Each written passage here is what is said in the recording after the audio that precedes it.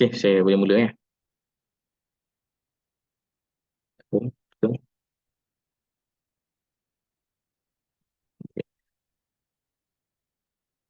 Ustaz, boleh mulakan Boleh ya. Okey, insyaAllah. okey.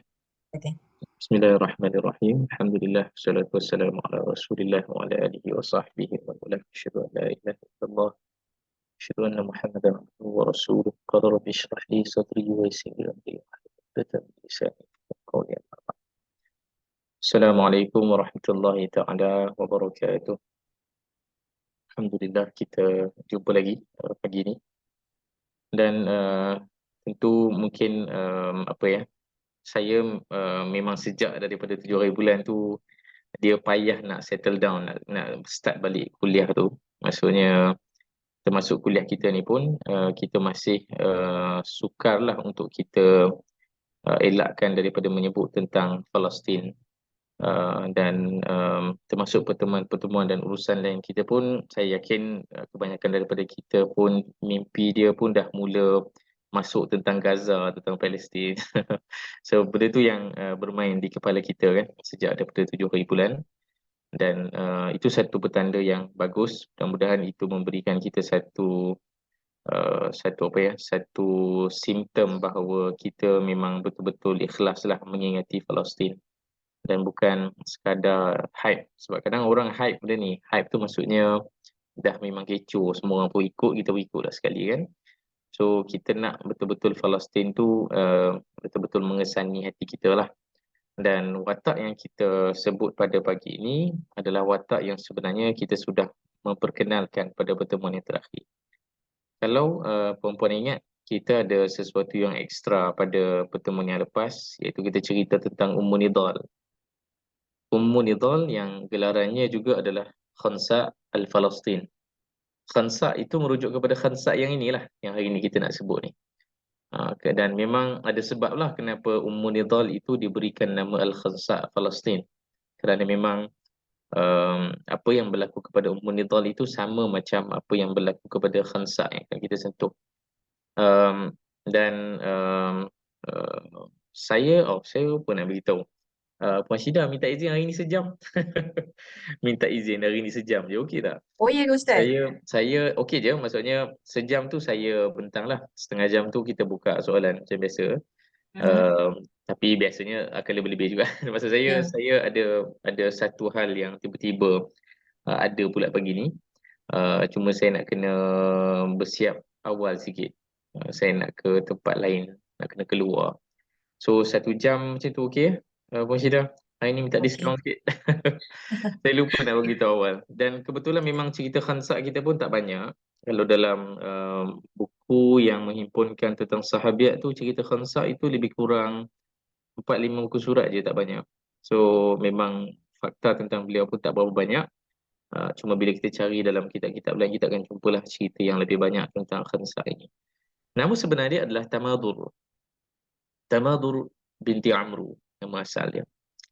Dan bila kat ujung tu, kalau baca kitab yang tak ada baris, tak tahu nak baca macam mana, As-Silmiyah ke apa, rupanya sebutan dia adalah Sulamiyah. As-Sulamiyah merujuk kepada Banu Sulaim. Dan bila sebut Banu Sulaim, dia memberikan kita satu gambaran lah. Kalau dalam sirah Nabi SAW, keluarga-keluarga termasuk Banu Sulaim ini dipanggil Amul Wafat ataupun Amul Wufud.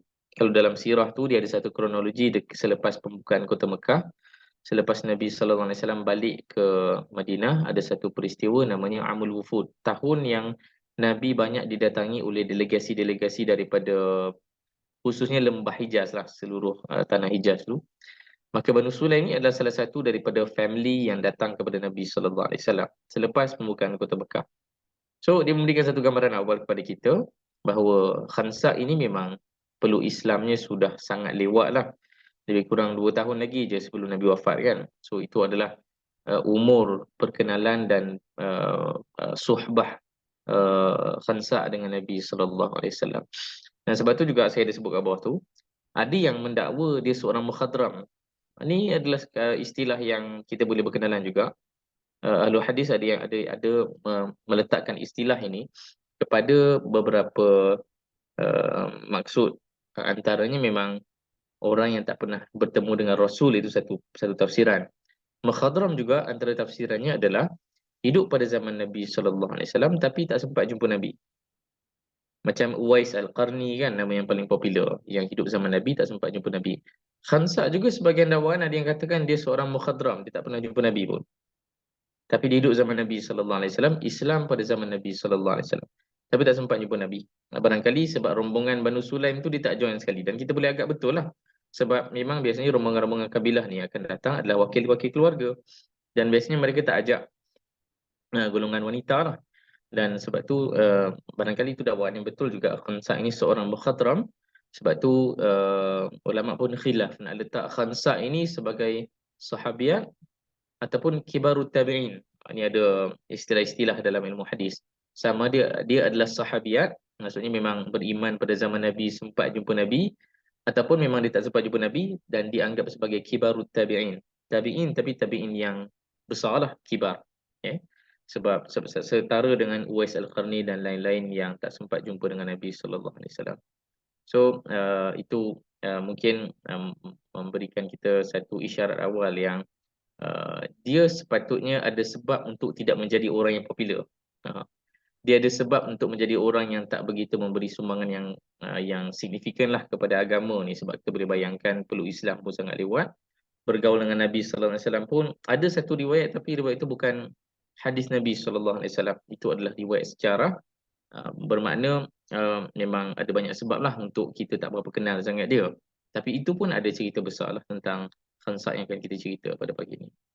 Dia ada dua orang suami, setakat saya semak, Abdul Uzza dan Birdas, ada dua orang suami.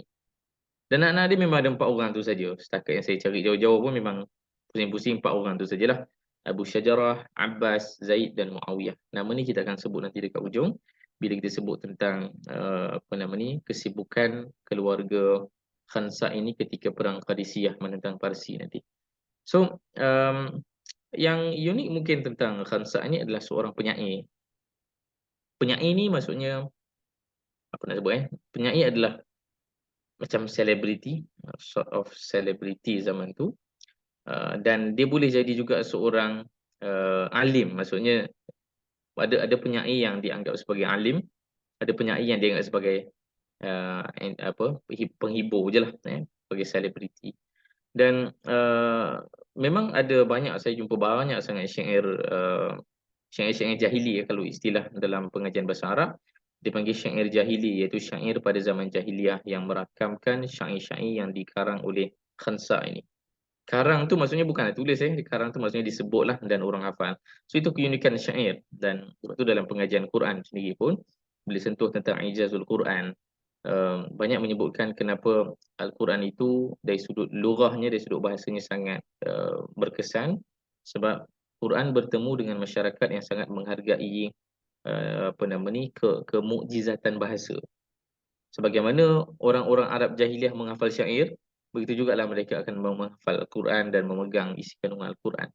So kita akan tengok nanti apa. Saya takkan mensyarahkan syair-syair sebab saya bukan orang bahasa Arab, dan syair, of course syair dia tak mudah lah nak menafsirkan, sebab dia boleh ditakwil dengan macam-macam cara, sebab dia tak ada syarah kepada syair kan. Macam Al-Quran, kita ada tafsir Al-Quran untuk mentafsirkan ayat tu maksudnya apa, perkataan itu tafsirannya apa. Tapi syair ini macam banyak sangat, saya pun rasa macam oleh kerana saya bukan ahli, saya takkan mensyarahkan sangatlah syair yang dikarang oleh Khansa. Baik, sebelum kita masuk kepada Khansa, saya nak lengkapkan cerita Khansa ini dengan kita bawa dua hadis lah, ada dua slide tentang dua hadis yang berbeza, yang tujuannya adalah untuk posisikan Khansa di posisinya. Itu kalau tengok hadis yang pertama ni, ada seorang perempuan, qalatin nisa lin nabi sallallahu alaihi wasallam, berkata kepada Nabi sallallahu alaihi wasallam, ghalabana 'alaika ar-rijal faj'al lana yawman min nafsika fawa'adahunna yawman liqiyahunna fihi fawa'adahunna wa amrahunna fakana fima qala lihinna. Perempuan ni kata kepada Nabi sallallahu alaihi wasallam, orang lelaki ni dah banyak sangat, ghalabana maksudnya tewaskan, orang lelaki ni dah tewaskan kami dah, maksudnya dari sudut perhatian dan juga dari sudut allocation masa Nabi sallallahu alaihi wasallam tu dah banyak sangat untuk lelaki. Maka perempuan ni kata kepada Nabi sallallahu alaihi wasallam, berikanlah ruang untuk dia jumpa dengan Nabi sallallahu alaihi wasallam. Dan tafsiran lain adalah lelaki itu sudah terlalu banyak kelebihan yang Nabi janjikan kepada mereka, yang agama ni berikan kepada mereka. Maka perempuan ini, sebagaimana cerita-cerita yang pernah kita sentuh sebelum ni, mengharapkan ada satu kelebihan untuk perempuan. Dan kita pun faham sepanjang yang kita dah sentuh selama ni pun, bagaimana watak perempuan tu nampak macam agak kecil dalam sirah Nabi sallallahu alaihi wasallam. Dan ini adalah salah satu hadis yang saya tak pernah sentuh sebelum ni, tapi saya mencari hadis ni bila membaca kisah Khansa, sebab dia sangat ada kaitan dengan kisah Khansa yang akan kita sentuh. Iaitu bila Nabi sebut kepada perempuan yang bertanya ni, yang bertanya bukan Khansa lain, ni perempuan lain, tapi bukan berkaitan dengan Khansa. Tapi makna hadis ini sangat dekat dengan Khansa. Ma min kunna mra'atun tuqaddimu thalathatan min waladiha illa kana laha hijaban minan nar. Itu kedatan yang Nabi jawab. Tidak ada seorang pun antara kalian, iaitu para wanita, yang telah memberikan anak-anak mereka, salasan, 3 orang anak mereka, di jalan Allah Ta'ala, kecuali Allah akan berikan kepada para wanita ini, para ibu ini, Allah berikan kepada mereka hijab. Hijaban minan nar, maksudnya pelindung daripada neraka lah. Okay. Faqalat imra'atun, perempuan tu bertanya kepada Nabi sallallahu alaihi wasallam, wasnatain, macam mana dengan 2 orang anak? Faqala wasnatain. Faqala wasnatain, ya, 2 orang pun okey. Okay. Dengan maksud ada satu hadis riwayat lain yang berkaitan dengan hadis yang sama ini, riwayat yang sama, ada sambungannya. Bahkan perempuan tu cakap, kalau aku nak tanya lagi, aku akan tanya satu macam mana. Tapi kerana itu difahamilah bahawa bila Nabi SAW sebut 2 pun okey, maksudnya satu pun okey. Okay. So, apa poin dia? Poin dia adalah kita kena tahu bahawa rasa cemburu beramal generasi sirah itu sangat real. Mereka sangat nak dapat tempat di sisi Allah Ta'ala, dan mereka melihat banyak lelaki ada jaminan itu, dan ada banyak sebab untuk lelaki masuk syurga. Maka mereka tercari-carilah sebab-sebab untuk perempuan masuk syurga, dan selalu orang melihat perempuan ni buat kerja-kerja yang tidak produktif. Walaupun melahirkan anak tu dinamakan reproduction dalam sains, tapi orang tak melihat perempuan buat kerja produktif lah kan. Banyak menguruskan rumah je, makan minum. Kalau zaman tu duk buat roti, duk adun tepung. Dan para wanita ni macam tertanya-tanya lah, kami ni macam buat benda yang sama je masa zaman jahil. Sebab zaman jahilah dulu pun mereka buat benda yang sama juga kan. So bila peluk Islam, apa yang lainnya? Sebab lelaki dalam Islam, bila mereka peluk Islam, mereka berjihad untuk Allah Ta'ala dan Rasulnya. Tapi untuk para perempuan ni, dah peluk Islam tapi buat benda sama lagi. Duk adun tepung, duk layan suami, itu je lah. Maka mereka tertanya-tanyalah apa kelebihan yang mereka boleh offer. Dan Nabi jawab satu jawapan yang unik, dan kita harap untuk kita ibu-ibu, saya tak ada anak perempuan pula, isteri saya, dan mana-manalah wanita dekat luar sana, walaupun saya dalam sesi sirah perempuan yang kita sentuh lama dulu kan, saya banyak push untuk kita explore sudut wanita yang lebih progresif, tapi kena faham, bukan dengan maksud perempuan-perempuan yang duduk rumah tu tak ada kelebihan. Tapi Nabi memberikan satu kelebihan bahawa perempuan, kalau memang pilihan kamu di rumah itu lebih baik untuk family kamu berbanding kamu keluar, sebab kita kena faham juga. Ini bila ada perempuan bekerja dan perempuan tak bekerja, kalau saya boleh sentuh secara direct saja, tafsirannya adalah kerana keperluan family tu. Ada family yang memang dari sudut timbangnya, bila timbang, kamu kerjalah. Mungkin sebab ekonomi keluarga. Mungkin sebab career untuk perempuan tu sangat diperlukan oleh masyarakat. Macam doktor kan. Kalau semua doktor tu kena lelaki saja, habis lah kan. Kita pun komplain juga bila tak ada doktor perempuan layan kita kan. So dengan maksud, ada kerjaya-kerjaya tertentu, ada profession tertentu memang memerlukan perempuan. Perempuan kena ada kat situ. So, ada family yang memang okey, memang lelaki yang akan kerja, dan memang lebih baik perempuan tu duduk kat rumah jaga anak. Dan ada juga saya jumpa, walaupun tak banyak, tapi ada family-family muda yang mengambil pilihan macam generasi nenek atuk saya. Sebab mak ayah saya dulu kerja juga, mungkin generasi nenek lah kan. Yang nenek tak kerja, atuk kerja. Dan kawan-kawan dia semua sama. Nenek tak kerja, atuk kerja. So, apa saya nak sebut? Itu tetap satu pilihan.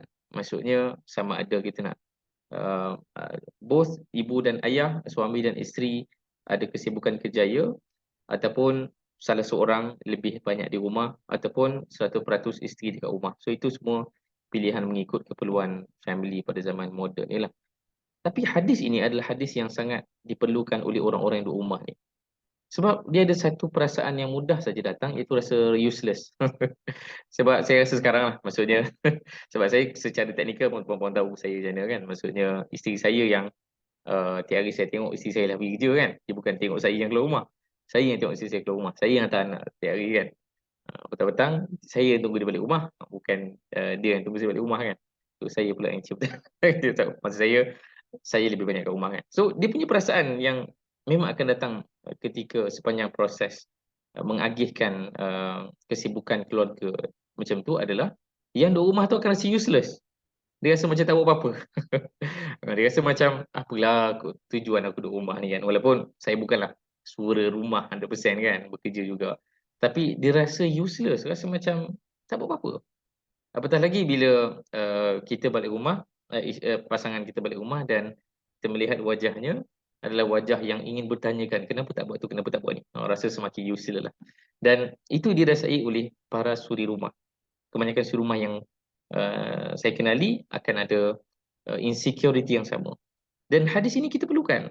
Sebab Nabi memberikan satu satu apa jaminan bahawa ibu-ibu, kamu duduk rumah, kamu lahirkan anak dan itu telah cukup untuk kamu masuk syurga. Kamu lahirkan anak dan anak itu kamu berikan ke jalan Allah Ta'ala, itu telah cukup untuk kamu masuk syurga. Okay. Dan hadis ini tak menyatakan pun jalan Allah Ta'ala tu maksudnya jihad, qital ke apa ke, tak. Anything. Apa saja jalan yang menuju Allah Ta'ala. Menuntut ilmu ke, bagi didik anak tu jadi anak yang saleh ke, kemudian tu menjadi anak yang baik kepada orang lain ke, semua kan jalan Allah Ta'ala.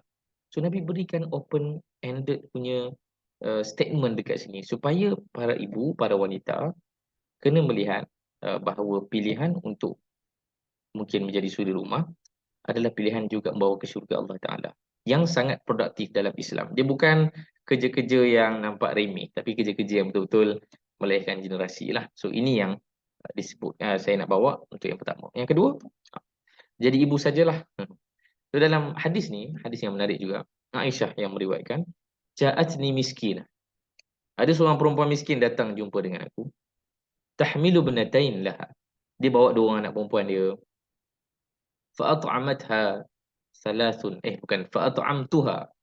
Aku memberikan kepada mereka makanan 3 biji tamar. Fa'atat kullu wahidah minhuma tamarah. Dan ibu tadi pun memberikanlah setiap 2 tamar kepada 2 anaknya. Wa rafa'at ila faiha tamaratan.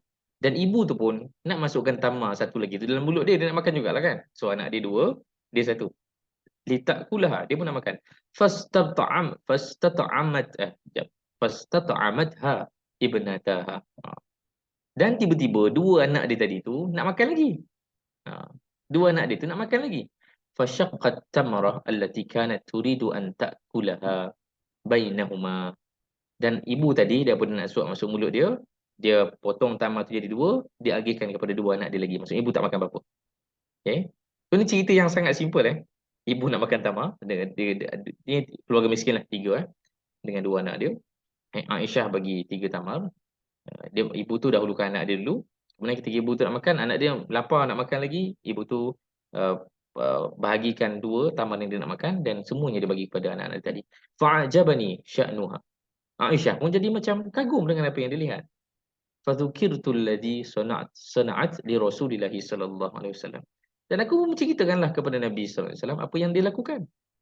Jawapan Nabi sallallahu alaihi wasallam. Ini sangat simple cerita ni. Macam cerita pertama tadi simple je. Cerita kedua pun simple juga dan Nabi jawab, "Innallaha qad aujaba lahal jannah." Allah telah mewajibkan, telah menetapkan kepada perempuan itu syurga. Ataupun a'taqaha minan nar. Allah akan membebaskan dia daripada neraka dalam riwayat lain. So, apa poin dia? Cerita yang sangat simple. Sebab tu saya pun memilih apa headline saya boleh letak kat atas tu. Saya letaklah jadi ibu sajalah. Maksud saya, selalu orang risau kalau dia sekadar jadi ibu. Sekadar jadi ibu kepada ayah, kepada anak-anaknya kan. Dia rasa macam, alah takkan buat ni je kan. Macam Tak cukup je, kena buat lebih lagi kan. Tapi hadis ini bermakna apa? Dan setakat saya dah jadi separa suri rumah ni, memang sebenarnya susah juga anak dulu tahu dah, maksudnya tahulah anak ni susah nak tahan sabar, susah nak jaga mereka, susah nak uruskan emosi mereka. Tapi bila memang lebih banyak hands on urus anak, ya saya akan bagi testimoni bahawa urus anak ni sangat susah.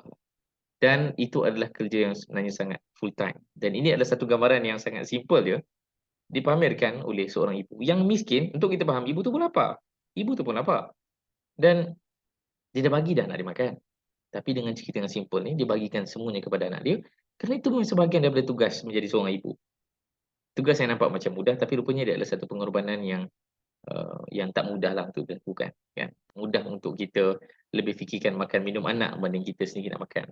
Tak mudah untuk kita fikir kepentingan anak. Kalau kadang bawa anak jalan, ya Allah, saya hujung minggu penuh dengan bawa anak jalan-jalan ke mana-mana lah. Zoo ke apa kan.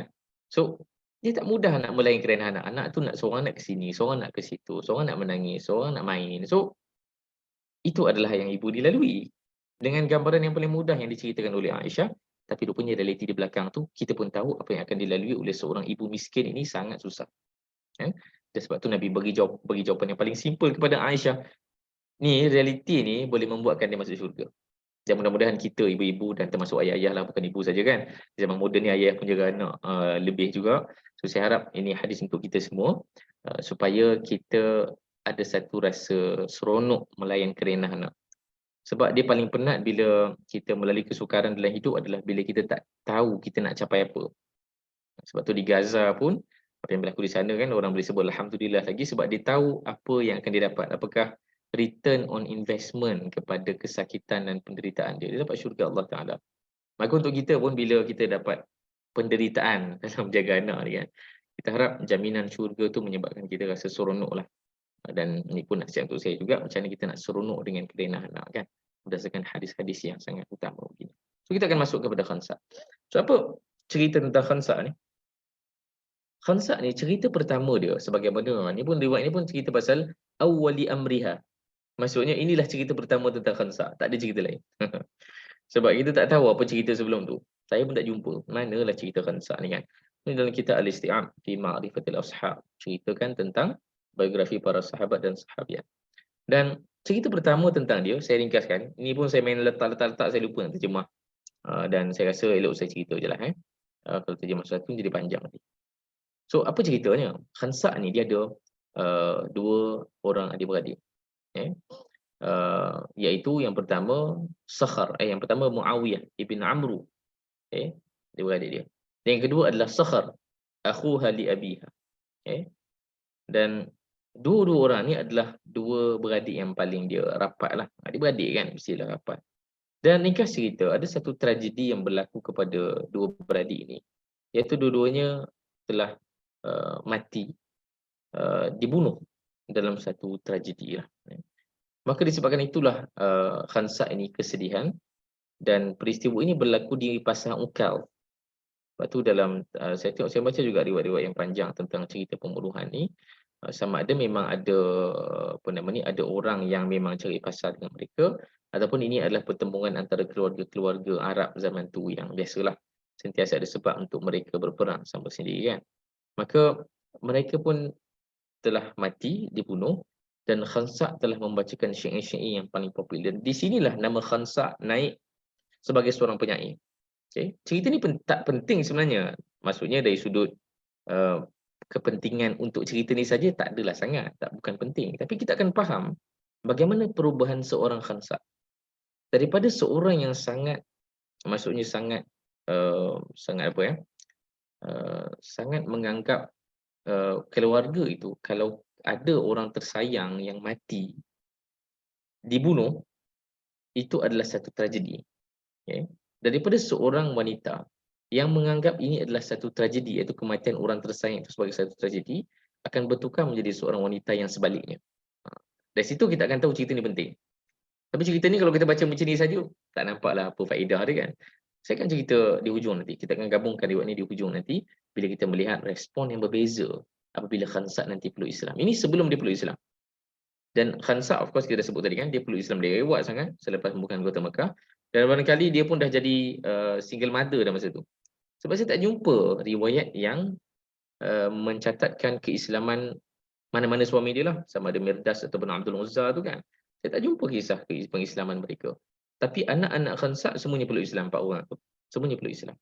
Dan Khansa of course tak peluk Islam kan. Tapi suami dia saya tak jumpa riwayat apakah dia Islam ataupun tidak. Okey. Sebab dia sudah sangat lewat di hujung tu kan. Dan dia juga seorang perempuan yang kalau dari sudut umur boleh jadi dia lebih tua daripada Nabi sallallahu alaihi wasallam sendiri. Sebab umur ketika dia meninggal dunia dalam 70 lebih. Dapat saya semak dalam kitab terjemah ni, dalam 70 lebih umur dia. Itu pun pada era Umar Al-Khattab. Maksudnya barangkali dia sebaya ataupun lebih tua daripada Nabi sallallahu alaihi wasallam, perempuan tua. Okey. So ini tragedi yang menyebabkan Khansa sangat terkesan. Sangat sedih sehingga dia mengeluarkan, menerbitkan syair-syair. Sebab orang bila orang seni ni, dia akan keluarkan dia punya kesenian dia bila dia berlaku tragedi kan. Semua lagu-lagu biasanya adalah tu personal story yang dilalui oleh seseorang kan. Macam Hamka pun, Dr. Zahiruddin kita akan banyak cerita pasal Hamka kan. Hamka sendiri pun novel-novel roman yang ditulis banyak daripada pengalaman peribadi dia. Sebab tu sentiasa penghujung novel dia tu bukan penghujung yang happy lah, dia bukan happy ending, dia sentiasa sad story sampai ke hujung. Itulah novel-novel Hamka kan, sebab banyak tragedi yang dia sendiri alami. So sama macam Khansa, tragedi menyebabkan dia bersyair, dan syair Khansa yang paling popular adalah syair tentang tragedi ni. Yang saya tak nak baca lah, sebab saya bukan orang bahasa. Okay. Dan ni satu pertemuan yang menarik juga. Saya pun bila jumpa, oh menarik sebab ada seorang wanita lain namanya Hindun binti Utbah. Siapa Hindun binti Utbah ni? Hindun binti Utbah inilah yang merupakan adik-beradik kepada Al-Walid ibn Utbah, anak kepada Utbah, anak buah kepada Syaibah. Siapa mereka ni? Ini adalah satu keluarga yang sama yang telah terbunuh dalam perang Badar. Indama kanat waqa'atu Badrin. Ketika berlakunya perang Badar. Qutila Utbah wa Syaibah ibna Rabi'ah. Terbunuhlah Utbah dan Syaibah. Ini adalah ayah dan pakcik kepada Hindun. Wal Walid ibn Utbah, dan juga Al-Walid ibn Utbah adik-beradik dengan Hindun. Fakanat Hindun binti Utbah tarithihim wa taqulu bi annaha a'zamul Arab musibah. Dia sangat sedih dan dia mendakwa ini adalah musibah paling teruk mana-mana Arab boleh berasai. Sebab kita kena faham juga orang Arab ni walaupun dia berperang selalu, tapi untuk berlaku tragedi kematian serentak ahli keluarga dalam satu peristiwa, itu satu perkara yang berat lah. Macam kisah Khansa tadi pun, dua adik-beradik dia meninggal dunia dalam satu masa yang sama kan. Dan Hindun pun lebih kurang sama lah kan, 3 keluarga terdekat dia mati, dibunuh dalam perang Badar. Dan ketika itulah dia membanding-bandingkan apa yang berlaku kepada dia dengan Khansa fi suqi Uqab, disebut tadi kan, di pasar Uqab. Dan satu hari dia bertemu dengan Khansa. Hindun ni jumpa dengan Khansa selepas perang Badar. Man anti ya ukhtah?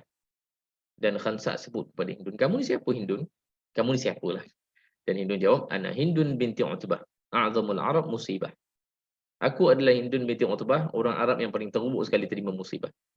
Dan aku dengar cerita yang kamu ada musibah yang teruk juga. Dan dia kata, ya betul. Oh, saya lupa pula. Khansa tadi ada 3 orang, bukan 2 orang tu je.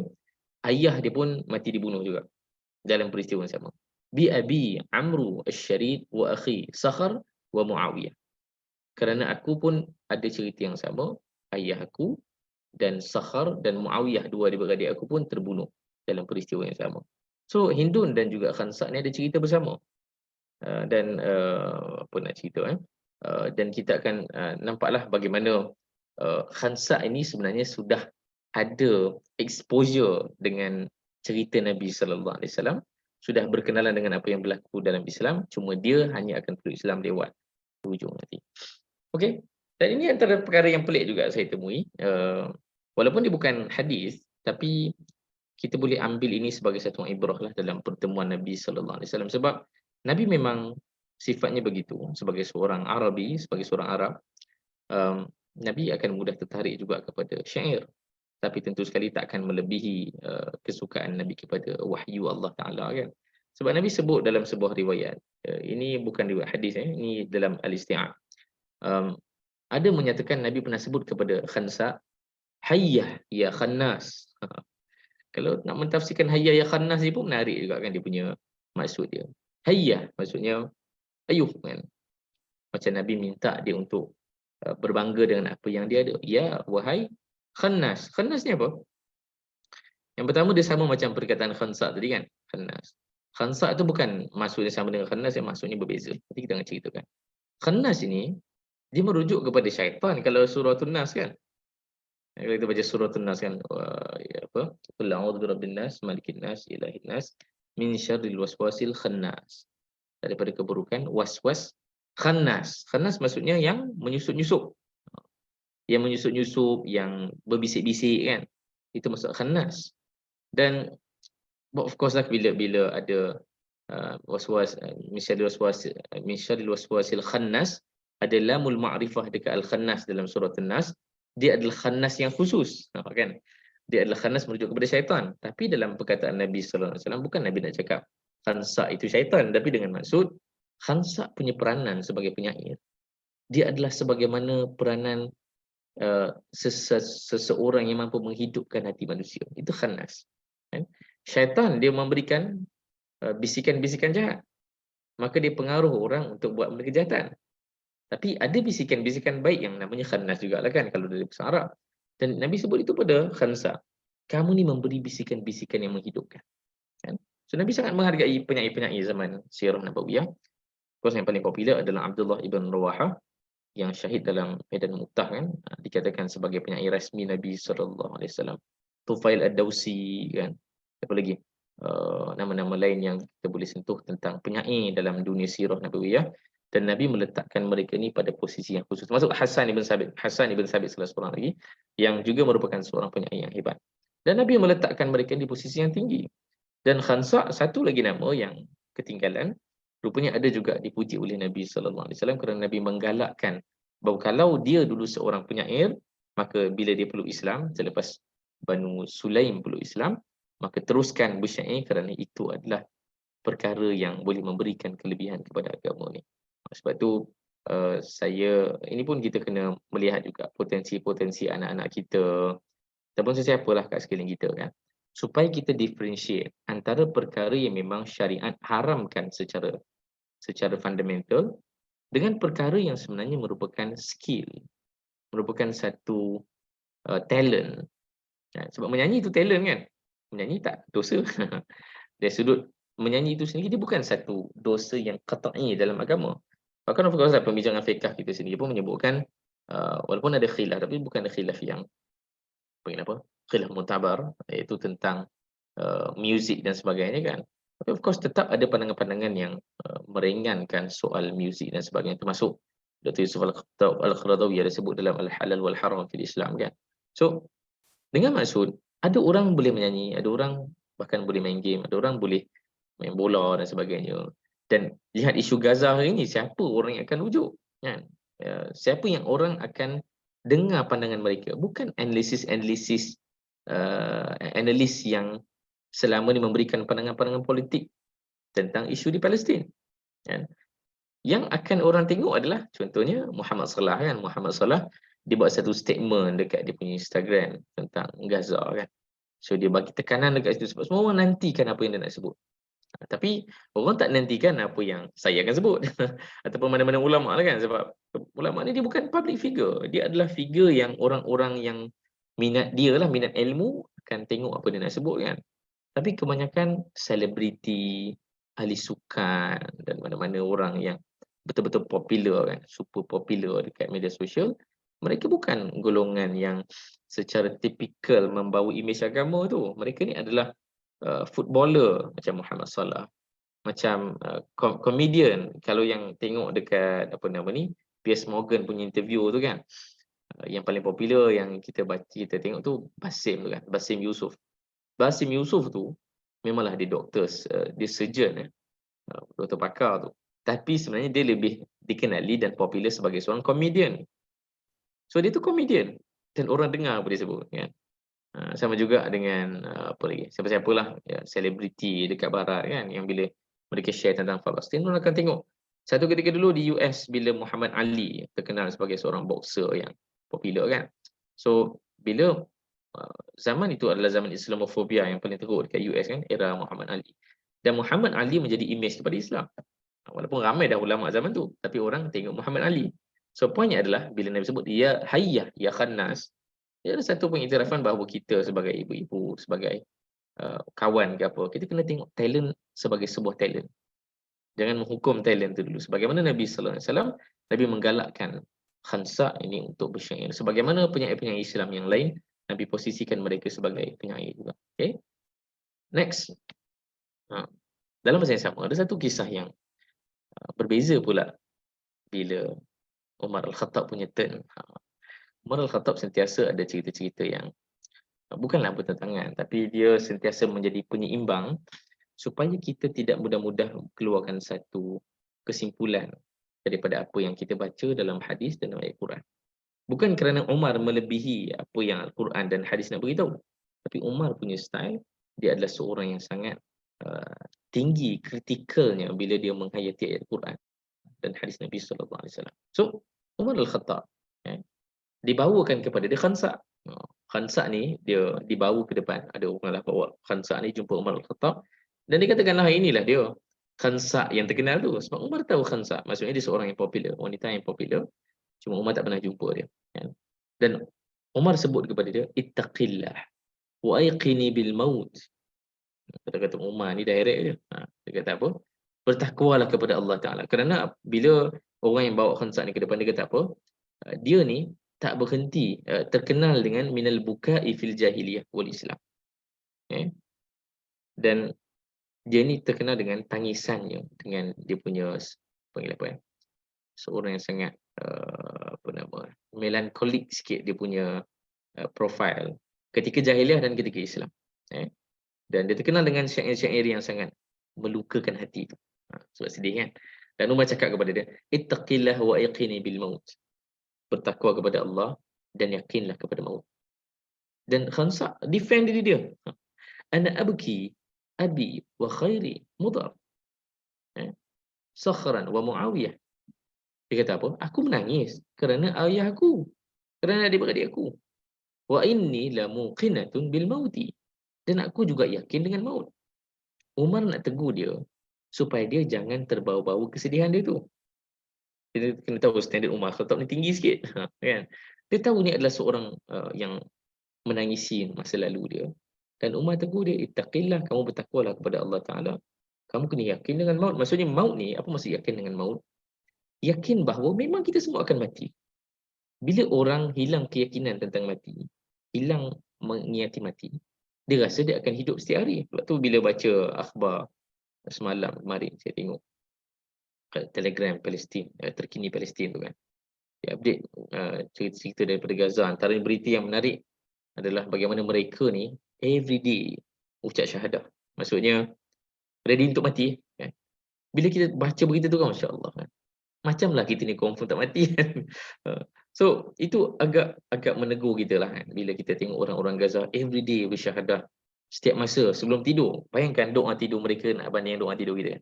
Doa tidur kita adalah esok nak jalan ni, esok nak buat benda ni, senang betul kan. Tapi doa tidur mereka adalah ya Allah, aku baring ni, aku tak tahu esok aku masih hidup lagi ke tak kan. Sebab Israel, of course Israel yang kita kenal, memang serangan mereka adalah waktu-waktu yang paling orang tak sepatutnya diserang, waktu tidur kan. Waktu sedang dirawat, itu Israel punya style. So, bayangkan doa-doa tidur mereka adalah doa tidur yang benar-benar memberikan keyakinan tentang kematian tu. So, sama juga dengan nasihat Umar Khattab. Aiqini bil maut. Jangan kamu over sangat menangis sampai kamu lupa pula keyakinan tentang kematian. Kita semua kena tahu mati itu pasti kan. Dan bila kita tahu mati itu pasti, walaupun kita nangis juga, tapi dia tidak akanlah kita terbawa-bawa sebab Khansa ini terkenal dengan terbawa-bawa tu. Sampai ke akhirnya dia masih teringat lagi tentang ayah dia, tentang pakcik dia, tentang adik-beradik dia tu kan. So Umar ingatkan benda tu. Dan Khansa defend hari dia cakap, aku memang menangis sebab ayah aku, sebab adik-beradik aku. Dan aku juga yakin dengan maut. Bukan maksud aku tak yakin dengan maut. Dan Umar balas lagi. Umar ni Masya Allah kan. Kan saya baca riwayat ni pun menarik juga kalau kita nak explore apa pelajaran dia sebenarnya kan. Atabkina alaihim qad saru jumratun finnar. Kamu menangis kepada mereka tu sedang mereka tu dah jadi bahan bakar dekat neraka. Umar Khattab punya apa reply kan. Faqalat zaka ashaddu li bukai alaihim. Dan kamu sebut macam tu Umar, ini lebih membuatkan aku menangis nanti. So Khansa balas balik. Kamu cakap macam tu lagi lah aku menangis. Sebab Umar ni kalau tengok style dia dialog dia suka menggunakan big word dulu.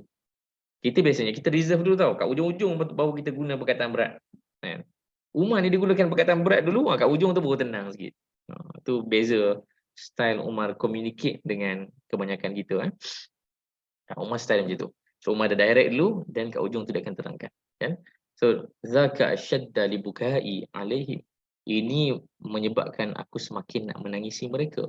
Dan Umar pun sebut kepada Khansa, khallu ajuzakum la aban lakum fa kullu imri'in yabki syajuhu wa namal khala an bukai syuja. Umar pun bersyair juga sini. So sebab dia tahu Khansa ni ahli syair kan. So Umar mengajarkan kepada Khansa realiti hidup mati orang tersayang dan sebagainya. Dia kata apa? Tinggalkanlah ajuzakum, orang-orang tua yang telah meninggalkan kalian. So bila Umar guna kum pun dah menarik kat sini. Sebab sebenarnya dia bercakap dengan Khansa. Tapi rupanya Umar sedang berdialog dengan semua orang. Supaya semua orang dengar ucapan Umar Al-Khattab ni. Ambil nasihat ni. Tinggalkanlah kita punya keterikatan emosi kita dengan orang-orang yang akan meninggalkan kita. Okay? Setiap orang dia akan menangisi. Wanama, ni perkataan yang baik ni. Wanamal khula an buka isyuja. Dia akan tidur dan dilupakan segala kesedihan tu. So realitinya apa? Realitinya sebenarnya sampai masanya kita akan hilang kita punya kesedihan, hilang kita punya kerinduan kepada orang-orang yang paling kita pernah rindu pun dalam hidup kita. Bukan yang maksud kita lupakan mereka. Sebab akhirnya memang realiti kehidupan begitu. Dan realiti agama ni begitu. Realiti bahawa untuk menerima realiti yang okey, ada orang yang kita sayang di dunia, akhirnya tidak mendapat balasan ganjaran yang baik di alam yang lain. Dan kita bersedih tentang itu. Tapi sebagai seorang Muslim, keimanan kita ajar kita bahawa kita perlu sentiasa utamakan Allah Ta'ala dan Rasulnya. So bila ada orang yang kita sayang, akhirnya memilih untuk tidak memilih Allah dan Rasulnya. Sama ada kita tahu ataupun tidak. Tapi ini atas keadilan Allah Ta'ala. Kalau memang itu nasib di akhirat dan Allah tetapkan itu, maka kita lepaskan dia. Itulah kesukaran untuk membuktikan iman kita di hadapan Allah Ta'ala. Sebab Nabi Ibrahim AS ada nasib yang sama. Bila dalam sebuah hadis dia melihat Azar. Itu bapa dia, yang cakap tu pakcik dia. Tapi tafsir yang lebih baik itu adalah memang bapa dia sendiri, Azar. Azar, bapa kepada Ibrahim sendiri pun, di dalam neraka Allah tunjukkan depan mata Ibrahim AS bagaimana dia pula dilempar ke dalam api. Dulu Ibrahim dilempar dalam api. Dia sayang Azar. Dan di akhirat Allah pamerkan Azar itu dalam bentuk kambing dan dia kata inilah Azar dan dilemparkan ke dalam api neraka. Ya, dalam hadis sebut macam tu. Nabi SAW pun ada kes yang sama. So poinnya adalah supaya kita ni bersedia untuk menampilkan keimanan kita apabila kita melihat orang-orang tersayang meninggalkan kita. Dalam kes Khansa, kes yang berat lah, sebab orang yang disayang itu adalah orang-orang yang menjadi lontaran dalam neraka. Okay? Dan Umar didik dia untuk menerima realiti itu. So ini adalah tegasnya Umar Al-Khattab mengajarkan kita tentang ini. Next. So Qadisiyah berlangsung. Qadisiyah berlaku sekitar tahun ke berapa ya? Ke-16 bukan. Lebih kurang tahun ke-15, tahun ke-14 Hijrah. Maksudnya 4 tahun, 5 tahun selepas Nabi wafat, berlangsunglah perang Qadisiyah. Qadisiyah ni adalah perang yang paling perang yang paling sengit lah kot. Sebab Yarmouk sendiri pun berbeza dengan Qadisiyah. Memang Yarmouk itu perang yang besar juga. Tapi Qadisiyah ni adalah perang yang besar kerana dia adalah perang besar yang akan diikuti oleh perang besar yang lain. Perang besar yang lain. Dia akan banyak siri perang besar. Kalau di Medan Syam, dia ada satulah perang paling besar, perang Yarmouk. Selebihnya adalah perang-perang kecil. Tapi Qadisiyah ni nanti akan ada perang di Kota Madain, akan ada perang di Nahrawan, ada macam-macam perang. So, perang yang sukar bertemu dengan sekelompok masyarakat yang ada senjata dan juga alat-alat perang, bahkan tunggangan perang dalam gambar ni, ini antara gambaran perang Parsi. Mereka bawa gajah, ada salasil, ni banyak disebut dalam kitab sejarah. So, dia perang yang sukar dan ketika itu Khansa dah tua, boleh bayangkan, seorang perempuan tua, dan dia minta anak-anak dia untuk berangkat ke Qadisiyah. Dan keempat-empat anak dia tadi, Abu Syajarah, apa lagi? Apa nama anak dia? Abbas, lupa dah saya. Inilah masanya kita ke belakang. Ya, Abbas, Zaid, Muawiyah. Muawiyah. Syajarah, Abbas, Zaid, Muawiyah. Memang nama orang zaman itu memang apa nama ni berulang-ulang, sebab tu cuma payah nak mengingat nama-namanya. Abu Syajarah, Abbas, Zaid dan Muawiyah. Ini adalah 4 orang anak Khansa yang akan berangkat ke Qadisiyah. Dan ini adalah ucapan Khansa yang dirakamkan dalam banyak buku. Saya tengok ucapan lebih kurang kalau tengok dalam Asrul Ghabah, Al-Isti'ab dan beberapa rujukan lain, lebih kurang ucapan dia. Walaupun ini bukan hadis, tapi cantiklah, dia seragam nampaknya dalam beberapa kitab.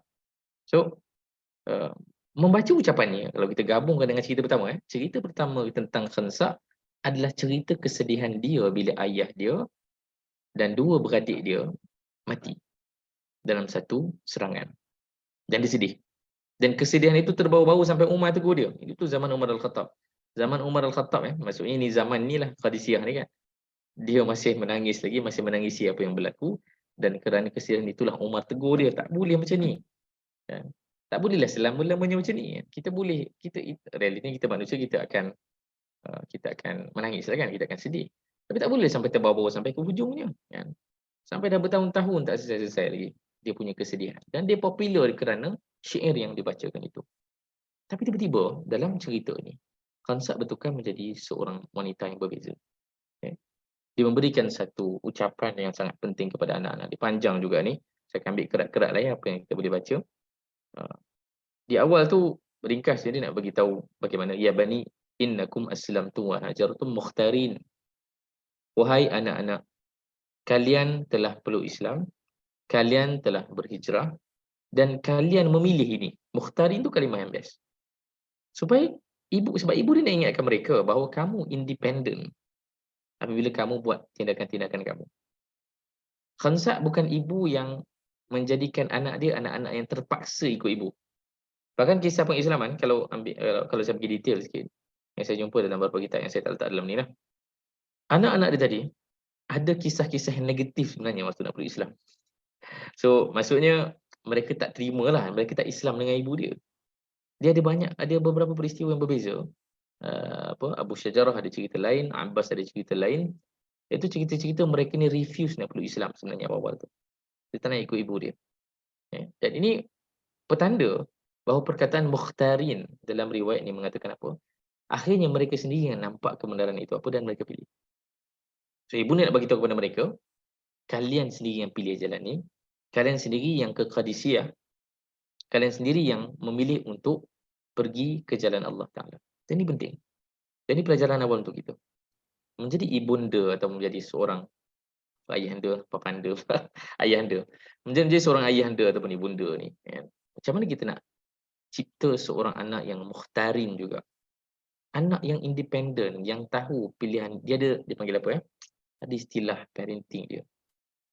Self-regulated. Self-regulated son. Maksudnya, anak itu memang buat pilihan kerana dia buat pilihan tu. Sebab saya rasa kebanyakan anak-anak berkembang dengan expectation daripada ibu ayah dia dan dia pressure dengan expectation tu, akhirnya dia jadilah apa yang mak ayah dia nak. Tapi bila dia dah besar nanti dia buat hal dia. Kan? Tapi anak-anak Khansa ni kita kena tahu, Khansa ni dah tua dah. Anak ni dah dewasa dah. So anak ni sedang buat pilihan sendiri. Walaupun anak dia akan pergi ke medan Qadisiyah, tapi bukan sebab pressure dengan apa yang ibu disuruh ataupun expectation daripada ibu dia, tapi kerana mukhtarin, anak-anak tu sendiri nak pergi.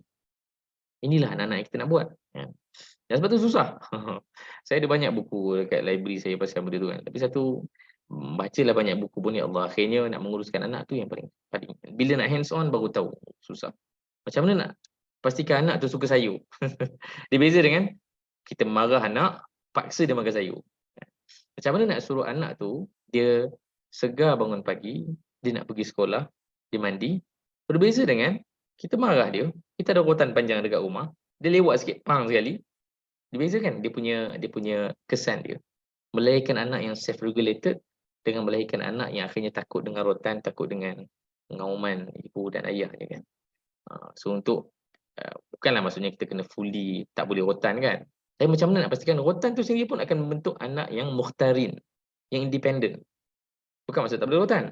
Tapi macam mana kalau rotan pun, kalau kita marah pun, dia marah dan rotan yang membentuk anak yang independent, bukan anak yang terpaksa. So ini telah dilakukan oleh Khansa. Dan atas tu disebutlah, adalah, saya kena lompat sikit, tak semua kalimah-kalimah yang big, saya cari mana. Dan Khansa membacakan ayat Quran dekat situ. Ya ayyuhalladzina amanu sabiru wasabiru warabitu wattaqullah la'allakum tuflihun. Dalam banyak-banyak ayat, dan kita kena tahu Khansa tak banyak ayat Quran dia tahu. Sebab dia perlu Islam lewat kan. Tak banyak ayat Quran dia tahu. Ayat Quran banyak, dan ayat-ayat Quran yang sebenarnya yang big, maksudnya yang betul-betul deep ni, sebab untuk seorang perempuan yang deep macam Khansa, dia akan lebih terkesan dengan ayat Mekah. Tapi dia tak perlu Islam di Mekah, dia perlu Islam di Madinah, lewat pula tu. Okay. Dan di penghujung Madinah ni ayat-ayat dia dah mula bersifat teknikal, banyak fiqh kan. Tapi dia masih ada ayat Quran yang dia pegang dan dia minati. Antaranya ini, wahai orang yang beriman, bersabarlah, wasabiru, dan saling bersabarlah, warabitu, dan sentiasa bersedia untuk bertarung, wattaqullaha la'allakum tuflihun, bertakwalah kepada Allah Taala supaya kalian berjaya. Fa idza asbahtum ghadan insyaallah salimina faghdu ila qital. Kalau esok kalian tiba di sana dalam keadaan yang selamat, pergi bangkit, pergi mara ke medan juang. Aduwakum mustabsirina wabillahi ala a'dahi mustamsirin. Kamu kena terus sabar, ni kalimah yang besar tapi dalam bahasa kita biasanya sabar tu jadi macam sabar kan. Sabar ni perkataan digunakan dalam surah Al-Anfal juga kan. Ya, apa dia? Wa harridil apa? Ya ayuhan nabi harridil mu'minina 'alal qital. Iyyakum minkum 20 sabirun yaghlibu mi'atain. Ayat tu. Ya, dalam surah Al-Anfal. Dan dalam surah Al-Anfal Allah beritahu, wahai nabi, gesakanlah orang yang beriman itu untuk berperang, qital. Kalau ada iyyakum minkum 20 sabirun yaghlibu mi'atain. Kalau ada 20 orang yang bersabar, boleh kalahkan 200. Tapi apa maksud sabar tu? Macam mana nak sabar di medan perang kan? Macam takkanlah pergi medan perang, tak apa sabar. Jangan pukul dulu, sabar, sabar. Dia bukan tu. Kalau dalam bahasa Melayu itulah maksud sabar kan. Tapi sabar dalam bahasa Arab dia bukan maksudnya itu. Ya. Sabar dalam bahasa Arab maksudnya tahan. Sabar itu maksud sabar, tahan, tahan. Al-hasru maksudnya tahan. Ya. As-sabru, al-hasru, tahan. So, apa maksud mustabsirin? Apa maksud isbiru wasabiru? Tahan diri kita daripada terkeluar daripada arahan Allah Ta'ala. Itu maksud sabar secara khusus. Yang dimasukkan dalam Islam. So, bila di medan jihad, untuk kita bersabar di medan jihad, maksudnya apa? Jangan kita gagal tahan diri kita daripada lari. Sebab orang biasa di medan perang ni, bila nampak musuh, dan untuk bayang musuh dia Qadisiyah tu luar biasa. Dengan gajahnya, dengan salasil, entah macam mana tak senjata tu kan. Dengan benteng-benteng dia yang besar. Dan bila mereka melihat mereka itu, amat mudah untuk mana-mana orang kerdil, macam orang-orang Arab daripada Madinah ni, akan lari je. Nak mara lagi buat apa? Tapi bila arahan Quran adalah isbiru wasabiru, maksudnya apa? Kita kena kekang diri kita, tahan diri kita daripada kita lari. Itu maksud sabar. Ya. Tahan. Kita takut betul, memang takut. Tapi tahan. Ala a'dahi mustansirin. Dan kita dan kalian berhadapan dengan musuh dalam keadaan kalian mengharapkan kemenangan daripada Allah Ta'ala. Wa idza ra'aitumul harb qad shamarat an saqaha wattaramat ladha ala siyaqiha. Nampak kan? Inilah penyair punya ayat kan. Kalau tengok perkataan dia akan pening nak tafsirkan apa, tapi saya akan gunakan maksud umum je lah. Wa jallalat naran ala arwaqiha fatayammamu watisiha wa jalidu ra'isiha inda ihtidami khamisiha. Tak semua saya faham, tapi umumnya apa yang disebutkan, nanti bila benar-benar perang itu mula berlaku kan? Dan kalau dia ada guna perumpamaan kat sini, ketika kayu pancang terangkat.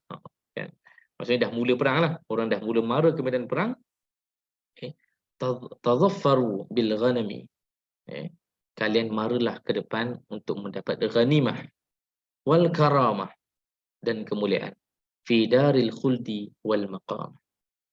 Di rumah ataupun di satu daerah yang kekal abadi, dan wal maqamah, dan pasti, dan yang abadilah tu maksudnya.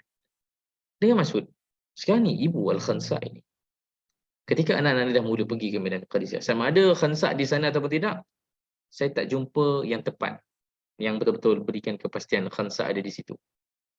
Dia boleh jadi nasihat ini diberikan ketika anak-anak dia nak on the way daripada Madinah, ataupun Khansa memang pergi sekali, berada di medan juang itu, dia memberikan nasihat kepada anak-anak dia. Okay? Boleh jadi ya, sebab ada syair-syair yang follow up kepada nasihat Khansa ni. Sebab anak-anak dia, setiap seorang anak dia macam penyair juga. So anak dia pun ada, dia macam balas pantun kan. Anak dia bila masuk medan jihad membacakan syair-syair. Kerana barangkali memang Khansa memberi nasihat di medan perang. Okay? So nasihat yang luar biasa menandakan si ibu yang berubah. Kalau dulu dia sangat terikat dengan family dia, tapi kali ini Islam telah mengubah dia untuk melihat kematian itu bukan memutuskan. Kan? Selalu kita bukan kita, termasuk saya lah kan, kita takutlah sebut pasal kematian ni kan. Dan kita rasa kematian tu very negatif. Rasa macam itu adalah the end untuk segala-galanya. Tapi untuk Islam dan apa yang kita lihat saudara kita di Gaza kan, hari ini dah 8,000, masuk 9,000 dah yang mati kan, satu nombor yang menakutkan. Tapi ada banyak cerita yang nanti saya rasa saya boleh share lah kat Bosida ke apa. Ada satu interview yang best tentang Gaza ni, yang supaya kita ni menyeimbangkan sama dengan rasa takut kita dengan masa depan Gaza tu, kena diseimbangkan dengan analisis daripada beberapa orang. Ada seorang tu, Scott apa nama dia, seorang bekas tentera Marine US. Dia banyak komen pasal strategi di medan Gaza ni, dan dia kata memang memihak kepada Al-Qassam sebenarnya. Israel kalah sebenarnya. Dia ada komen dia best. So point dia adalah nak cerita orang-orang di Gaza ni, macam mana dia boleh melalui perpisahan tu dengan redha tu, dengan maksud bukan mereka tak sedih, tapi mereka tahu yang ini bukan perpisahan dengan anak. Ada satu, Allah ni video ni sedih bila tengok video tu kan. Nangis kita sebab kita dah ada isteri, dah ada anak kan. Yang suami yang kematian isterinya, yang isterinya tu mengandung dan doktor cuba untuk immediate buat ni lah kan, Caesar, tengok anak tu boleh survive ke tak kan. Pokoknya anak tu pun tak survive juga. Dah keluar dah baby tu, dah besar dah, maksudnya dah minggu-minggu yang nak boleh lahir lah kan. Dan doktor cuba keluarkan, tapi anak tu barangkali dah lemas ke apa kan, dalam perut ibu dia, dan anak tu pun mati, syahid kan. So anak dia syahid, yang baru keluar perut ibu dia, dan isterinya pun syahid juga. Dia sedihnya masa bila dah dikafankan semua tu kan, dia tulis dekat kan dia tulis nama dekat kain kafan tu kan. Dia tulis dekat kain kafan isteri dia, qalbi. Saya kat situ macam turun nangis. Qalbi maksud dia apa? Kan, permata hatiku kan. So dia sangat sangat terkesan dengan apa yang berlaku, dan of course dia sayang pasangan dia sayang anak dia, tapi itu tidak membuatkan dia untuk menyalahkan sesiapa. Ini keunikan orang Gaza kan. Macam-macam beritalah perempuan ikut daripada hari pertama dulu kan. Tapi antara persamaan semua orang-orang Gaza adalah mereka ni sangat ada satu suasana yang telah membentuk keimanan mereka tentang kematian tu berbeza dengan kita. Sedih tu sama, maksudnya tangisan tu sama lah macam kita kan. Siapa yang tak sedih? Itu normal sebagai manusia. Tapi mereka tak melihat kematian tu untuk menyebabkan mereka lari. Kalau kita jadi orang Gaza, kalau kita dalam situasi macam tu, larilah walaupun nak duduk situ lagi. Kan? Dan memang Israel memang daripada awal lagi dia minta orang Gaza ni keluarlah, jangan duduk situ. Memang dia nak orang Gaza keluar. Memang mereka nak orang tebing barat ni keluar daripada tanah air mereka. Itu tujuan Israel masuk ke apa nama ni, ke Palestin kan. Dia nak halau lah. Dan dia sangat more than happy kalau kamu nak keluar daripada tanah air kamu. Tapi sejarah di Palestin ni sejak tahun 1917 lagi, ketika British masuk, kemudian Zionis, kemudian nanti 1948 akan berlaku pelarian. Pelarian ni pun bukan, kebanyakan pelarian ni kalau banyak kes yang dicatatkan dalam archive tu menceritakan Ini cerita Jumaat malam nanti ya. Tapi saya cerita awal. Uh, Antara cerita yang best adalah mereka sebenarnya nak mempertahankan tanah air mereka. Mereka tak nak lari, mereka tak nak keluar pun. Kan? Tapi of course, nyawa kan. Dah kalau bermain dengan nyawa, kalau sekadar luka, cedera, okey. Tapi kalau dah main dengan nyawa, maka mereka semua dihalau keluar dari tanah air mereka, terpaksa tinggalkan tanah air. Okay? So, kembali kepada cerita ni kan, macam mana Khansa dia bentuk world view ataupun kefahaman dia tentang kematian tu apa. Sama macam cerita-cerita di Gaza pada hari ini. Sama macam Nidal yang kita cerita pada minggu lepas, 2 minggu yang lepas. Kan?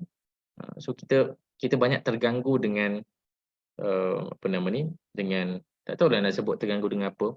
Mungkin sebab kita tak nampak kematian tu dekat dengan kita tiap hari.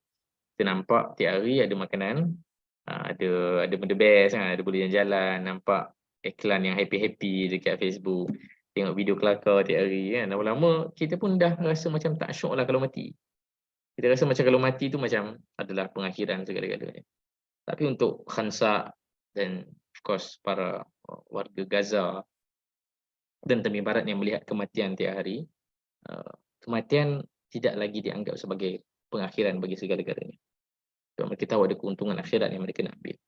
Sebab kalau mereka fikirkan mati tu mengakhiri segala-galanya, mereka dah lama keluar daripada Gaza. Dan mereka dah lama menyalahkan Hamas ke siapa-siapa kan. Tapi saya tak jumpa lagi statement yang menyalahkan Hamas kepada apa yang berlaku di Gaza. Yang menyalahkan tu orang luar lah. Kan? Orang-orang daripada Israel tu utamanya, dia akan menggalakkan rakyat Gaza ni untuk menentang Hamas. Tapi untuk mereka menganggap Hamas adalah pejuang mewakili mereka. Kan? Dan mereka sanggup menggadaikan nyawa demi pembebasan. Dan ini sebenarnya rangkaian syair yang dibacakan oleh 4 orang anak dia. Abu Syajarah, saya tak nama sebab saya tak tahu. Dalam riwayat tu tak bagi tahu anak mana satu yang baca syair ni. Maka dia ada 4 orang anak, 1, 2, 3, 4 ni. Ini adalah syair-syair yang disebut oleh anak-anak dia. Itu menarik lah. Khansa sebagai seorang penyair yang agung, anak-anak dia macam berbalas syair dengan ibu dia. Sebab ibu dia bagi nasihat, kalau saya boleh baca sikit kan. Saya tak semua saya boleh terjemah sebab saya pun tak dapat nak takwil apa maksud dia. Sebab syair ni tu keindahan dan kesusahan dia sebab dia menggunakan kalimah-kalimah yang majazi kan. Dia gunakan bayan yang menyebabkan tak faham lah, tak boleh nak faham dengan direct. Yang menarik dia kata apa? Ya ikhwati innal ajuza an-nasihata. Dia sentiasa merujuk kepada mak dia sebagai ajuz. Ni anak pertama. Anak kedua, innal ajuza, orang tua lagi. Wallahi la na'sil ajuza harfan. Lastu li khansa'i wal akhi. Yang last ni antara yang nanti saya baca. Okey. So poinnya adalah mereka tahu yang ibu mereka dah tua.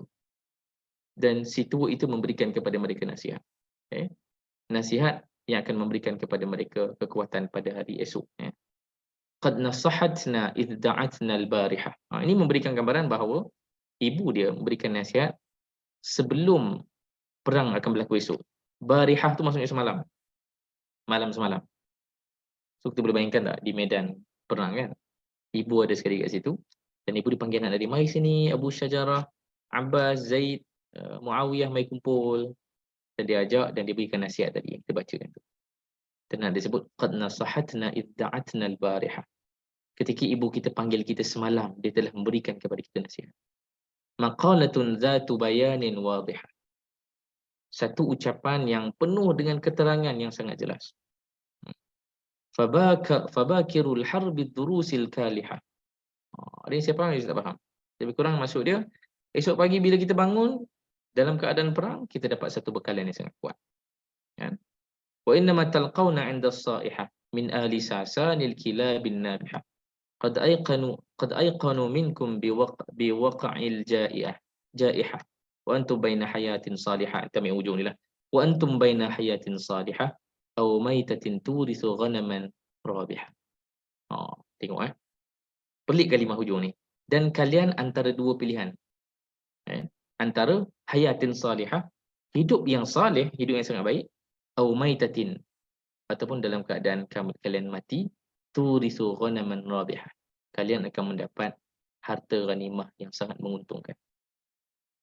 Dia pelik lah sebab sepatutnya dah mati mana boleh dapat ghanimah. Dah mati tak dapat lah sebab dia syahid kan. Tapi maksud dia apa? Kehidupan itu kehidupan yang baik. Sebab orang biasa merujuk kepada keuntungan tu dia dapat ghanimah lah pergi perang kan. Tapi ibu dia cakap apa? Tapi anak dia si anak yang pertama dia cakap apa? Sama ada Ini maksudnya dia faham nasihat ibu dia tu lah. Okay? Bila kita pagi esok kita berperang, kalau kita survive, kita akan hidup sebagai seorang yang mendapat kebaikan salihah. Bukan ghanimah tu yang paling utama. Okay? Au maitatin, ataupun esok kalau kita mati, maksudnya syahid, turithu ghanaman rabihah. Itulah ghanimah sebenar kita bila dapat syurga Allah Taala.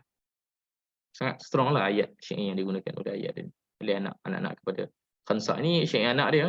Syair Khansa tu lagi payah saya nak baca sebab tak faham. Ini lebih kuranglah dengan maksud yang pertama. Lebih yang last ni lah. Ni best sikit kalau saya baca yang saya faham.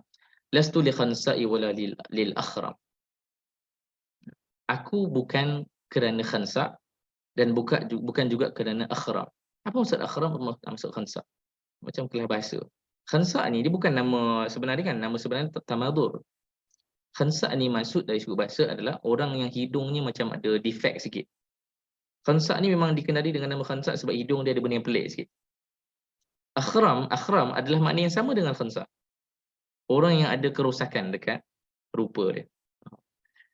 So dia nak bagi tahu yang aku ni bukan berada di sini kerana aku untuk ibu aku ataupun untuk lain-lain. Ini sama dengan apa yang kita sebut tadi, mukhtarin. Mereka ni memang betul-betul duduk situ kerana mereka percaya mereka kena dekat situ. Bukan sebab khansa. Bukan sebab sesiapa. Memang kerana mereka nak bertarung. Itu saya tak faham yang kedua tu. Ambil yang ujung tu lah. Imma li fawzin ajil wa mughannamin aw li wafatin fis sabilil akram. Sama ada kita akan menang ajil, menang segera. Perkataan ni perkataan yang penting ya. Sebab tu bila baca syair ni orang akan tengok satu demi satu. Li fawzin ajil maksudnya apa? Kemenangan yang segera. Sebab sebenarnya kemenangan di dunia ni dia adalah kemenangan yang ajil yang kita dapat sekarang. Dia ada kemenangan yang akan kita dapat nanti di akhirat. So mereka faham benda tu. Ini adalah syair yang keluar daripada keimanan mereka. Mereka tahu yang kalau menang sekarang dapat ghanimah ke mughannam dalam syair ni, wa mughannam maksudnya dapat ghanimah, itu hanyalah kemenangan yang segera. Kemenangan yang sebenar-benar yang akan banyak nanti di akhirat nanti. Auli wafatin fi sabilil akram. Ataupun kita wafat, mati fi sabilil akram. Dan di atas jalan yang mulia, yang lebih mulia daripada kita hidup. So ini memberikan satu satu gambaran bahawa inilah anak-anak khansa. Inilah anak-anak yang dididik oleh seorang ibu yang walaupun sekejap dengan Nabi sallallahu alaihi wasallam, tapi dia catch up cepat. Dia cepat untuk belajar apa itu keimanan. Cepat dia ambil bekalan-bekalan keimanan daripada Nabi sallallahu alaihi wasallam, dan akhirnya empat orang anak yang sebenarnya dah dilahirkan lama, anak ni dah membesar dalam keadaan jahiliah lama. Lama dah dibesarkan dalam keadaan jahiliah. Tapi dalam masa 3-4 tahun dibesarkan oleh ibunya yang peluk Islam tu, akhirnya menukar anak-anak menjadi anak yang luar biasa. Dan empat-empatnya telah syahid di medan Qadisiyah. Sama macam cerita Ummu Nidal yang kita cerita yang lepas, kan 3 daripada dia ada 6 anak, kan? 6 orang anak juga. Tapi 3 anak dia telah syahid. Jadi ada seorang lagi anak lelaki yang tak tahu lagi apa berita dia. Barangkali masih berkhidmat dengan Qassam sampai hari ini. Tapi 3 orang dah syahid. So sekarang ni Khansa, dia dah ada 4 orang anak saja. Dan 4 anak dia telah syahid dalam peristiwa perang Qadisiyah. Dan apa yang disebutkan selepas dia dapat cerita anak dia telah syahid, alhamdulillahilladzi syarafana bi qatlihim. Maha suci Allah yang telah memuliakan aku. Dengan qatlihim ni bukan kesyahidan, saya terjemah kesyahidan lah. Tapi qatlihim maksudnya mereka mati. Qatl ni kalimah yang susah yang disebut oleh orang yang, yalah kalau family kita meninggal dunia kan, dia payah nak sebut tau. Family aku kemalangan. Kita akan terus sedih. Kita mesti ganti perkataan lain. Tapi ibu dia, kerana dia dah betul-betul diubah dia punya kefahaman tentang kematian. Dia mudah-mudah je sebut kalimah kematian mereka. Kematian kerana mereka dibunuh. Dia tak ada masalah untuk menyebut kalimah tu. Kerana bagi dia, itu adalah kemuliaan. Aku telah memberikan anakku di jalan Allah Ta'ala. Wa arju min rabbi an yajma'ani bihim fi mustaqarrin wa rahmatihi. Dan aku harap Allah himpunkan aku bersama dengan mereka fi mustaqarrin, dalam tempat yang mustaqar. Mustaqar maksudnya tempat yang stabil, yang selesa, yang abadi, wa rahmatihi, dan di bawah teduhan rahmat Allah Ta'ala. Dan itu sangat berbeza dengan Khansa yang kita kenal sebelum peluk Islam, yang sangat traumatik dengan kematian, bertukar menjadi seorang ibu yang kita boleh tahu yang kalau dia ada anak lagi, dia akan beri lagi ke jalan Allah Ta'ala. Dan kita bertemu dengan hadis pertama tadi balik, bahawa apabila anak-anak itu diberikan ke jalan Allah Ta'ala, itu yang akan menjadi syurga buat para ibunda. Dan kalau kita boleh gabungkan lagi dengan hadis yang lain, bila Nabi SAW sebut 3 perkara yang tidak terputus setelah kita mati kan. Salah satunya adalah doa anak yang soleh. Kita kadang terlalu terikat dengan hadis itu sampai kita tak boleh nak takwil jauh. Bila kita gabungkan dengan hadis ini dengan banyak lagi hadis lain, menunjukkan bukan sekadar doa anak soleh tu, amalan dia, kesungguhan dia, pengorbanan dia, semuanya akan beri kelebihan kepada siapa yang berikan dia benda tu. Ya, bukan doa aja. Semua yang dilakukan akan memberikan kelebihan kepada ibu yang telah memberikan, ibu ataupun ayah lah, yang telah memberikan itu kepada anaknya tadi. So jangan sangka kerja seorang ibu adalah kerja yang kecil. Dan sebab itu kalau di era moden ni, buatlah pilihan apa yang paling baik untuk family kan. Mungkin perempuan ada anak, menantu semua kan. Dan saya pun sendiri ada cerita yang berbeza berbanding kebiasaan orang dekat luar sana. Itu semua adalah pilihan. Yang penting kita tetap nak pastikan anak-anak kita mendapat pendidikan terbaik, anak kita mendapat keimanan yang paling sempurna sekali, supaya kelak bila kita berlaku apa saja pilihan-pilihan yang berat dalam hidup kita, na'udzubillah kalau perkara yang sebesar musibah di Gaza berlaku kepada kita, kita mampu membuat pilihan yang tepat macam orang di Gaza telah buat. Mereka tidak lari, mereka berada di situ dan berjuang untuk mempertahankan Gaza sampai ke hari ini. Allah Alam, saya rasa cukup untuk Khansa. Mudah-mudahan diberikan satu tambahan bekalan cerita untuk jadi inspirasi kepada kita semua, terutama bila menyebut tentang Gaza dan sebut tentang Palestin. Mungkin anak-anak kita bukan pergi ke Palestin kan, tapi anak-anak kita barangkali adalah orang yang mungkin akan menjadi aktivis, sama ada aktivis tu full time ke tak full time ke apa kan. Yang penting anak kita, kita melatih mendidik generasi yang terus mengenang Palestin dengan doa mereka, kerana di Palestin tu mereka sebenarnya wakil-wakil kita. Kita ni tak buat benda tu, mereka menjadi wakil kita. Dan kita di luar ni kita buat kerja yang sesuai dengan apa yang sepatutnya kita lakukan lah, sebagai orang luar daripada lembah yang berkonflik Gaza. Dan wallahu alam, saya rasa cukup di situ. Kita tengok soalan.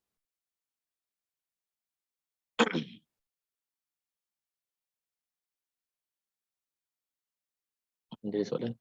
Ya. Daripada Kak Lina tu, Ustaz. Pergi atas dulu.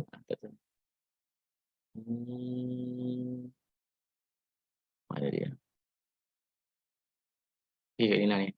Bagaimana letak framework ayat bersabar dalam peristiwa Nakbah? Ustaz, ramai yang lari jadi refugee. But of course, mereka sibuk lah. Macam mana nak tak sabar? Of course dalam perang Badar pun ayat tu kepada Jaish kan, maksudnya peserta perang sebagai tentera. Dan warfare di zaman moden ni beza dengan zaman sirah lah. Zaman sirah tu warfare ni maksudnya perang lah kan. Warfare zaman moden ni dia complicated sikit kan, sebab dia dah canggih sangat dengan macam-macam teknologi, strategi dan sebagainya. Zaman sirah tu far wal kar kan, maksudnya simple je, pergi perang habis kan. Dia tak begitu strategik dan menggunakan teknologi yang berat-berat lah kan. So, sebab tu zaman sirah dia macam volunteer base kan, dia tak adalah macam tentera khusus, ada jawatan ketenteraan. Tapi di zaman moden ni dia dah sangat perlu memang kena jadi macam itulah, sebab dalam warfare yang lebih complicated dan lebih berteknologi tinggi, lebih strategik, memerlukan orang yang memang khusus dalam bidang perang. So kalau dia payah nak diletakkan beban ayat ni kepada para pelarian. Pelarian bukan tentera, bahkan yang menjadikan tentang Palestin ni, nanti Jumaat ni kita cerita detail lagi. Antara kesedihannya adalah memang kenapa 1948 tu jadi peristiwa Nakbah, pelarian besar-besaran, sebab majoriti tentera asal di Palestin ni semuanya dah mati. Semuanya dah dimati ataupun dihalau keluar daripada Palestin. Yang tinggal memang orang awam je. Dia tak ada dah. macam Haji Amin Husaini, Al-Qassam, Izzuddin Al-Qassam yang kita kenal sebagai Brigade Al-Syahid Izzuddin Al-Qassam di Gaza tu, dia ambil bersempena nama uh, Mujahid Izzuddin Al-Qassam ni lah sebagai mujahidin pertama antara jentera perang pertama di Palestin yang menentang secara bersenjata British. So apa yang saya boleh sebut, saya rasa dia khas untuk tentera, dia tak lagi untuk semua orang. Sebab tentera yang ada kekuatan untuk bersabar tu, sebab dia ada sebab lah untuk bertahan. Kalau orang awam duduk di medan perang, apa dia dapat? Mati lah kan, sebab dia tak ada senjata, tak ada apa kan. So dia lain. Okay, ada soalan lagi? Ustaz, dah 11.17 ni, okey ke Ustaz? Kalau ada soalan, okey. Itulah akhirnya sejam setengah juga. Sudah. Okey je. Ustaz, kiranya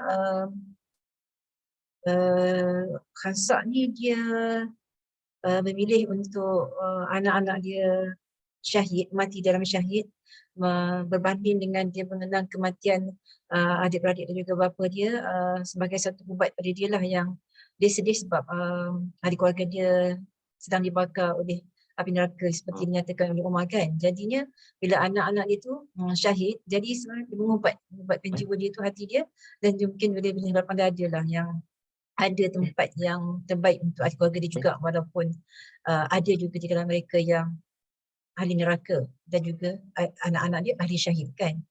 Itulah sudut pandang daripada Khansa ni kan, kenapa dia berusaha payah untuk dapatkan kesyahidan anak-anak dia tu lah. Bahkan lagi ramai confirm masuk syurga. Sebab 4 orang kan. Saya yang tadi tu 3 orang. Bagi syafaat dia. Jadi saya dapat syafaat lagi kan. Saya rasa tu ujian keimanan tu juga. Saya rasa payah tu kan kalau nak bayangkan macam mana kalau ada ahli keluarga yang kita sayang masuk neraka kan. Tapi akhirnya itu adalah perasaan kita lah. Lepas tu Ustaz Syarif pun ada sebut benda yang sama juga kan. Perasaan manusia di alam akhirat nanti beza dengan perasaan di dunia kan. Kita takkan ada perasaan yang sama. Dengan maksud kita sedih sekarang sebagai satu ujian untuk kita. Tapi di akhirat nanti kita dah redha dengan segala yang telah Allah berikan pada kita, dan tidak akan ada lagi semua rasa susah hati ke apa. Semuanya atas keadilan Allah Ta'ala. So, ujian lah. Ya Ustaz, kesedihan kita di sini kan kata macam kes Khansa tu kan, adik-beradik dia yang tidak beriman semua, tapi selagi masih kita beriman, tapi dia tak kecenderungan dia tak ke arah Islam. Jadi kita ni diberi peluang, peluang oleh Allah untuk berdoa lah kan, rezeki kita kat situ, doakan untuk dia orang semua agar diberi daya untuk jalan ke Islam secara syumul. Jadi kat situ mungkin Allah bagi pahala dia mungkin kat akhirat nantilah kan. Kita berharap walaupun kita nampak tak ada jalan yang dia akan patah balik ke apa semua, tapi kita fikir positif, kita berdoa ni pun satu rahmat dah untuk dia. Mudah-mudahan di sana nanti Allah terimalah kan taubat dia ke apa, dan doa kita tu Allah terima, dan Allah ampunkan dosa-dosa dia lah kan. Jadi Ustaz dah 11.20 ni Ustaz, pastinya tak ada apa-apa lagi sahabat-sahabat semua. Adakah memandangkan Ustaz ada program kan seterusnya? InsyaAllah kalau tak ada apa-apa kita jumpa malam besok Ustaz, insyaAllah. Oh, ada by the way, ya. Saya rasa saya lupa pula nak sebut apa nama ni. Hindun tadi adalah Hindun ibu kepada Muawiyah, takut kita tak perasan pula. Maksudnya Ustaz. Hindun tu adalah isteri kepada Abu Sufyan, ibu kepada Muawiyah lah, yang kena yang dikatakan makan jantung Hamzah tu kan. Ya. Ada orang yang sama lah. Orang yang sama ya, itulah. Sebab dia sezaman dengan Khansa rupanya kan. Berkawan dengan Khansa. Kawan, itulah kan. Dia pun peluk Islam lewat juga. Hindun pun peluk Islam lepas dengan masa Abu Sufyan peluk Islam, dia tak peluk Islam lagi. Abu Sufyan kan peluk Islam betul-betul sebelum pembukaan kota Mekah kan. Ya. Dan Abu Sufyan bila balik ke Mekah tu, Hindun komplain dia. Hindun marah dia, kamu dipengecut kan. Tapi Hindun akhirnya peluk Islam juga lewat lah. Lebih kurang macam Khansa juga. Tadi ada dua orang. Ya, okey. Hari ni kita dapat informasi baru lah sebab best friend Hindun adalah Khansa. Terima kasih Ustaz. Rasanya kita Di sinilah dulu sesi kita Ustaz, mengenakan Ustaz ada program lain lagi insyaAllah. So, insyaAllah kita jumpa malam nanti, kita akan sesi kita dengan tajwid kepada surah Al-As.